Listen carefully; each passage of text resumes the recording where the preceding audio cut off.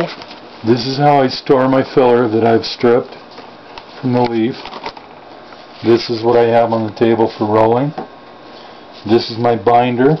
Notice how the ribs that are in it, the veins that are in it, notice how I've got them laid out, so when I roll it up, they'll be parallel with a cigar.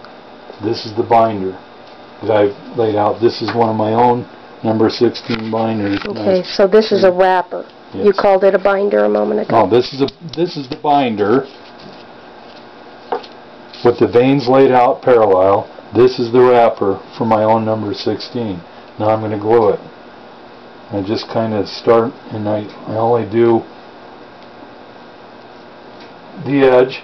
I'm doing it on the left edge now because what few veins I have will roll parallel. Sometimes I have to run it the other side depending on if my wrapper has veins. Usually they don't. Okay, so the wrapper is glued. Now I'm going to take the stripped leaf for filler and I'm putting it in my hand. This is about the length that I usually make them.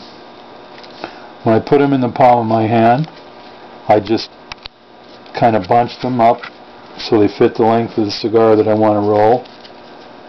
I don't grasp them tight, I just place them in my palm. See, this has got some vein in it, so I'm going to lay it out in the cigar so it goes parallel.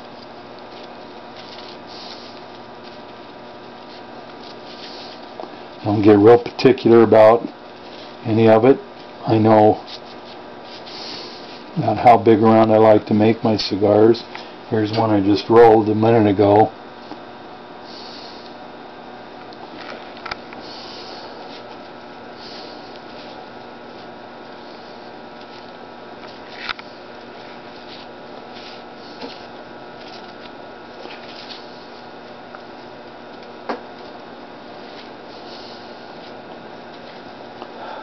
Don't get real crazy about how they are on the ends because that'll trim. Okay, so this is about, and I'll put a couple more lines in there because I see this one's a little longer than some, so I just kind of fold it up in there. Okay, so I want my end to be nice and thick. Okay, so this is about what it looks like when I'm going to start rolling. Okay, so notice I haven't squeezed it tight, but I have kind of rounded it with my palm. Okay, I'm going to start on this end of the binder. Pick this up to start it, and I don't roll the binder tight, I just roll it. It's kind of gentle.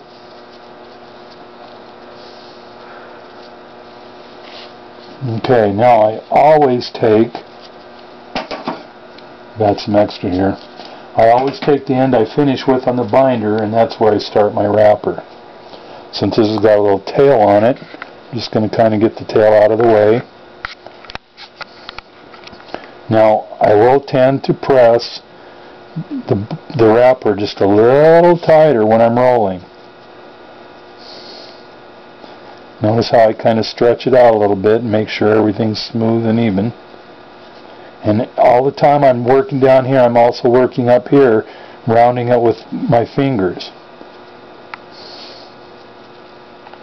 Every once in a while I'll give it a little stretch, that tightens it up a little bit, but it's not going to tighten the binder up so I can't get a draw.